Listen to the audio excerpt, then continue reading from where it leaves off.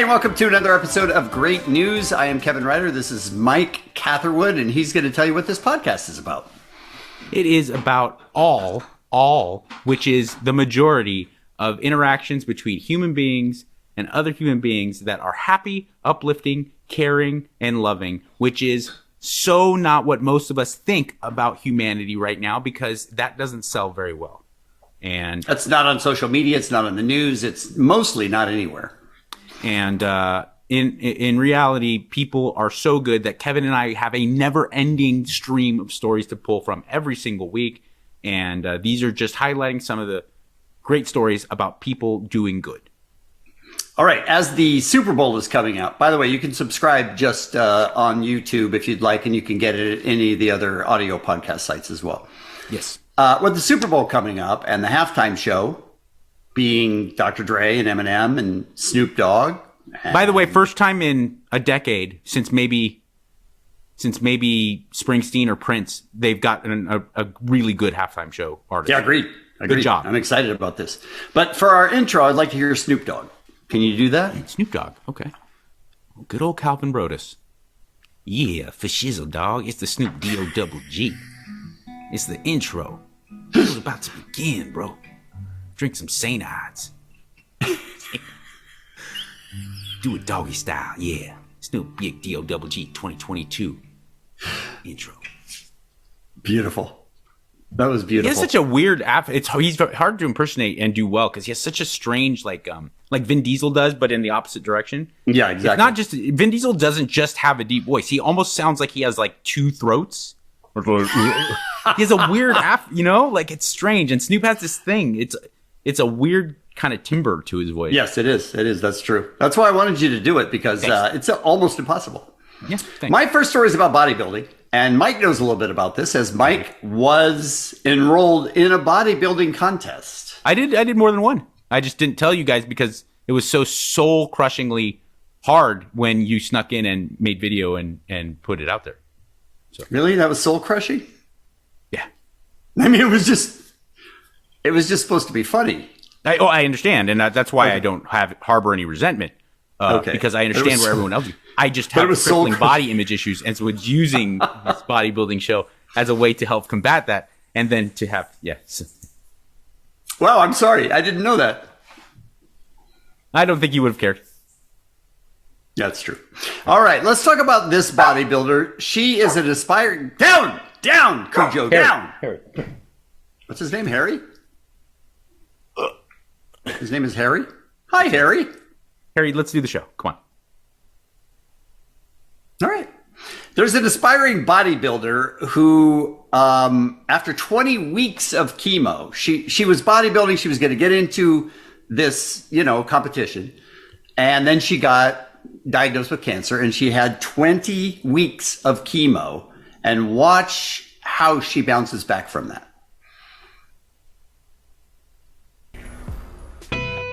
Erica Langley was in the best shape of her life, pursuing her dreams to participate in her first bodybuilding competition back in 2018, when her life changed in an instant. Everything had just slowed down, like after they confirmed it was breast cancer. I was scared, and that's when I really depended on the support of my family and close friends, because emotionally I was a wreck. With her family and team of doctors by her side, Erica underwent the fight of her life. Even when she was faced with a lot of challenges ahead of her, she maintained the most positive outlook. After 20 weeks of chemotherapy and targeted therapy, Erica did not have any evidence of cancer in her breast or her lymph nodes. Erica returned to the gym, ready to finish what she started. I can accept giving something my all and not quite accomplishing what I set out to do, but I can't accept not trying. She come in, she works hard every time, even when she's tired.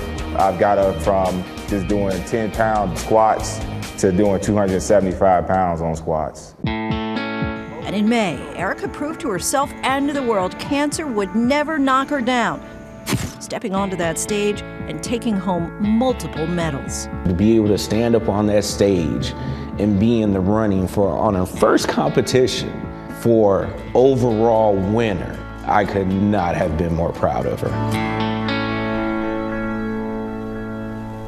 Erica, congratulations. Thank you for joining us right now. It's great to see that smile again. Give us your secret to that positive outlook. Thank you so much. I'm so happy to speak with you this morning. For me, staying positive, I had to rely heavily on my faith and my family. Without those two things, I couldn't have made it through. There were times where I really just wanted to cry and just go into a shell. And my family would say, okay, you have 5 minutes, do what you need to do, you know, cry, scream, whatever. But at the end of that 5 minutes, we're gonna focus on the positive. So that's what really helped to push me through and see the end of the light at the end of the tunnel. How sweet is that? And that 5 minute rule is a really great rule because you can experience that pain and but not linger in it.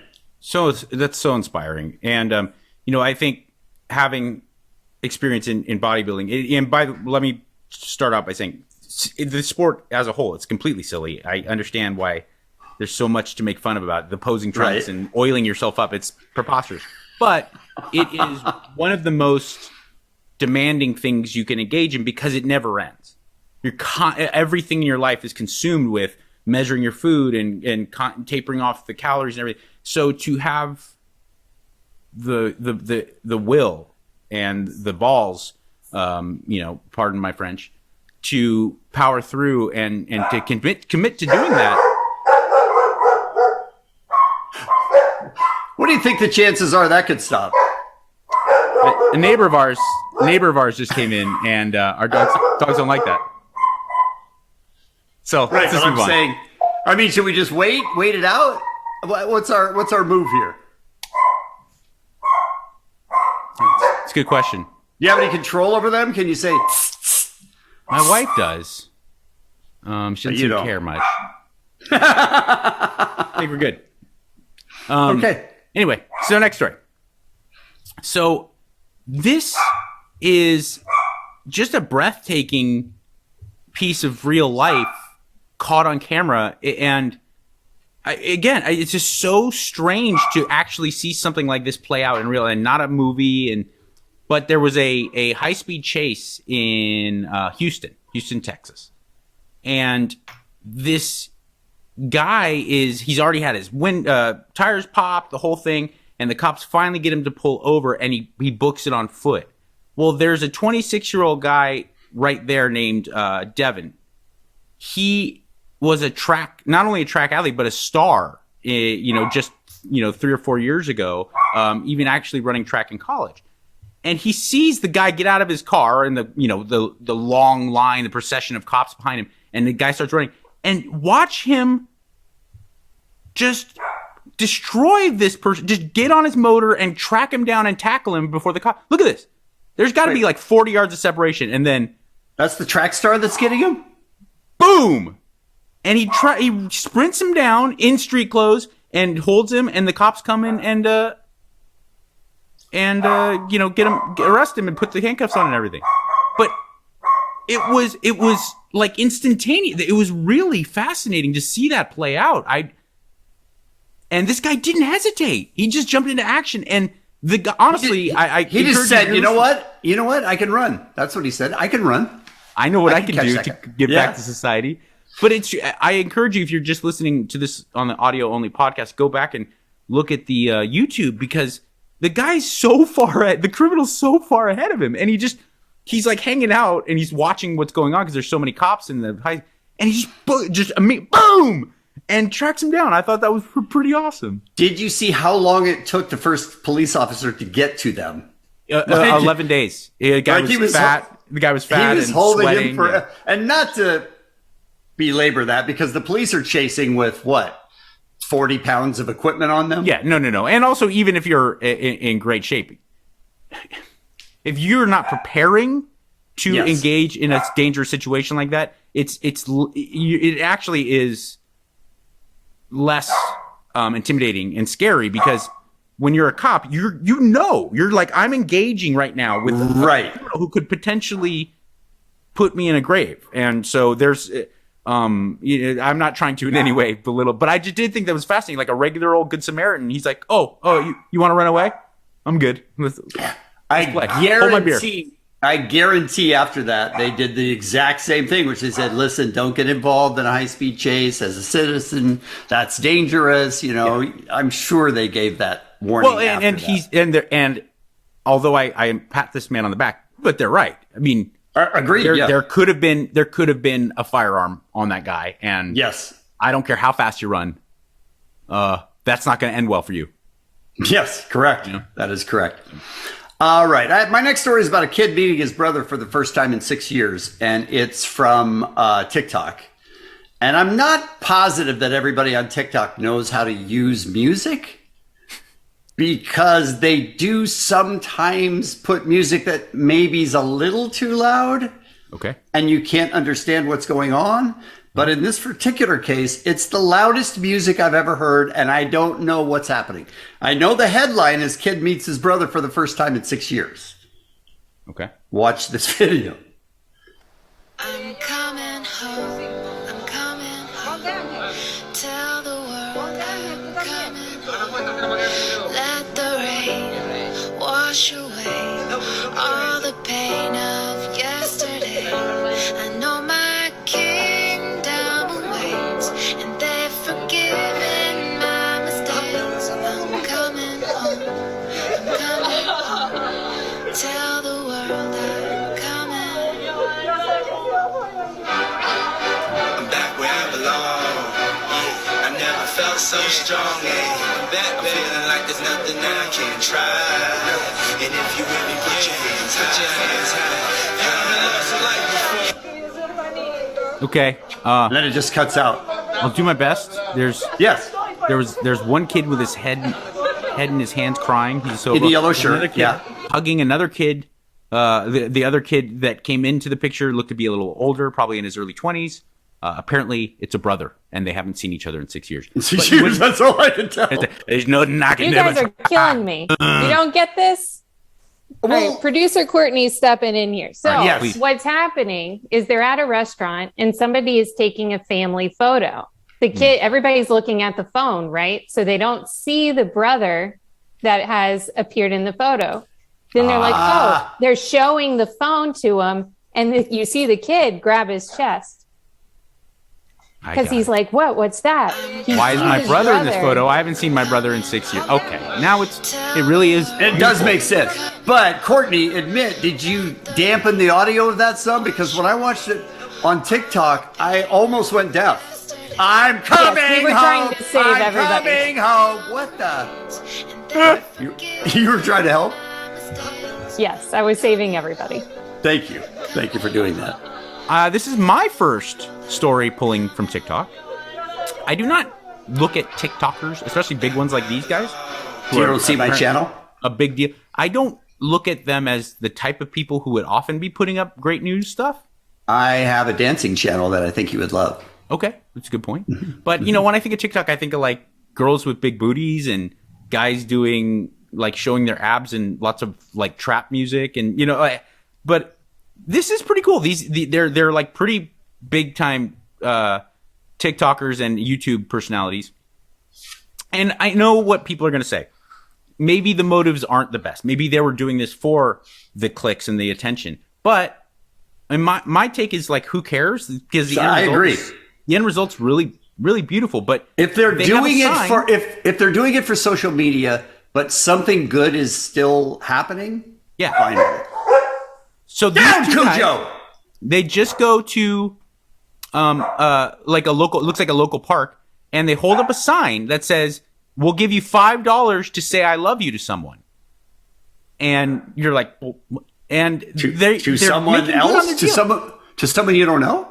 No, just to like you could call your mom, but you have to put it on speakerphone. You could call. Gotcha. You could. If you're with your girlfriend, you could turn around, just tell her, and they'll pay you $5 just to tell someone that you love them. Someone that you love. And check this out. Here's some video of it. Call someone and tell them that you love them for $5. That's all you gotta do? Yeah. You gotta have it on speaker. Gotcha. Hey, I'm just calling to let you know I love you. Nothing happened. I'm just calling you. You okay? Yeah, I'm good.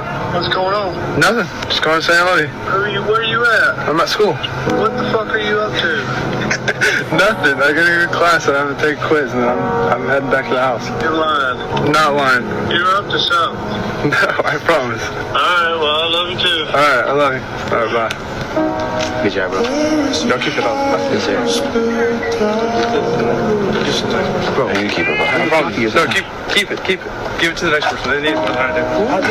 Hey, Mama. Hey, I'm just calling to let you know that I love you. You got a better day today? Okay, well, I'm gonna let you go. I was just calling to tell you that. Alright, Mama. I'll see you later. Y'all don't gotta give me no money. Wow. Now, if you couldn't hear, both people in this particular segment of the video gave the money back. They just said, you know what, let's keep the good going. You don't need to pay me to do it. But there you go. Pretty cool. But how much do you love the first dad? The first dad was like, what's happening? What kind of trouble are you in? All right, I hear you're saying it's nothing, but what's going on? Well, that also, he would not accept it. That's such a guy thing. Yes, like if his mom answered, we don't know, but by and large, chances are she would have been like, "Oh, well, thank you, honey." Is that right? All you called to say? Right. My dad too. My dad, a great dad. I have nothing to complain. He's always been very loving, and vice versa. But if I said I was just calling to say I love you, my dad would be like, "What? No, what?" It's possible that you don't reach out enough. Oh, I definitely don't. Okay. I'm terrible about it. On this podcast, we worship teachers and nurses because they're just a special breed. And there's a teacher in Baltimore named Robin Palomares, and she goes so far and above what's expected of her, especially during the pandemic when they had to start studying from home. And a lot of her students were too poor to have computers. So she did everything that she could to help watch this story. At North Miami Senior High School, school spirit is everything. Proudly represented by the dance team, the Jade Dancers. And that's because teacher Anna O.G. pulls double duty. On the left side, we have mitosis. Teaching science and coaching the dance squad. She has this spark in her. She goes above and beyond in every single thing that she does. Miss OG started working at the school in 2010.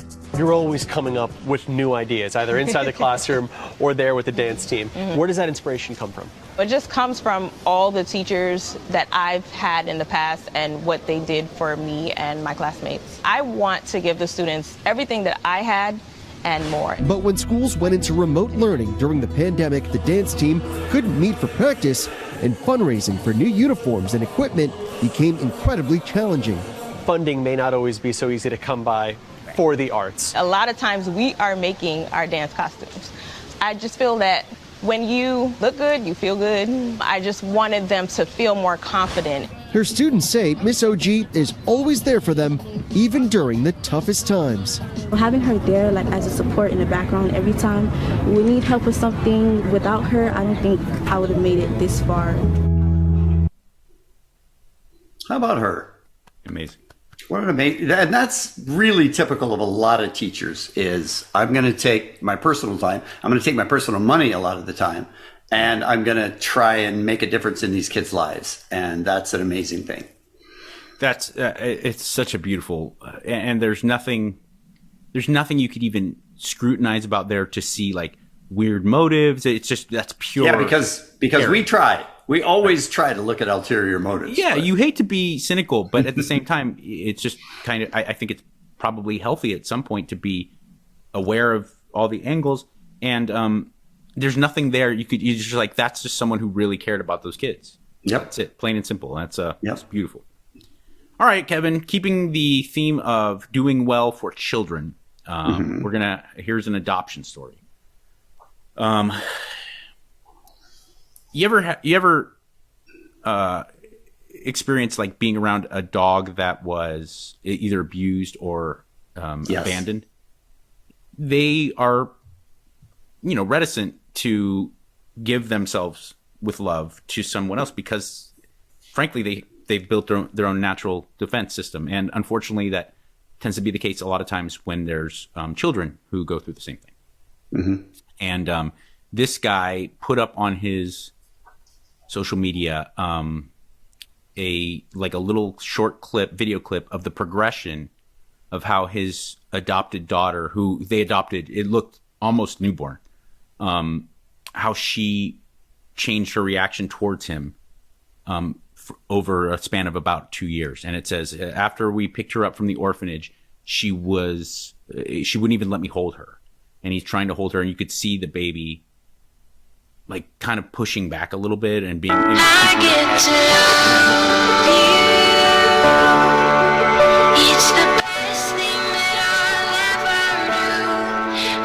So then she let me rock her to sleep. So they progressed to letting him rock her, and now it looks like the baby's about 2 years old, and she won't let him out. Let him put her down. She's just addicted. That's so sweet.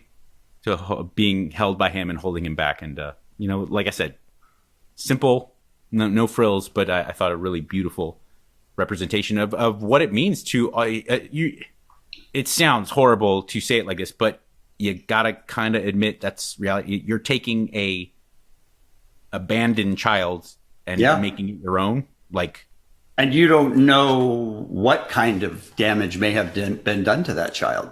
Clearly something was. And but the patience, you also hate to admit incredible. it, but some damage is irreparable.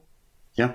And so that's it's just beautiful to see the progression of someone who understandably has their defenses up, even as an infant, to being so willing to give and receive love. That is very sweet. All right. In keeping with, you can subscribe to this podcast if you like it, by the way, and we would appreciate that, and tell your friends about it. It is Great News with Kevin and Mike. What? This is great news. What is that? It's a stuffy that I stole from my daughter, but it's not just a regular stuffed animal. You put it in the microwave, and it gets hot, and it has little holes for you to put your hands in to cuddle with, and it warms you up when it's cold. That's not what those holes are for, Mike. I got bad news for you. That's not what I use them for.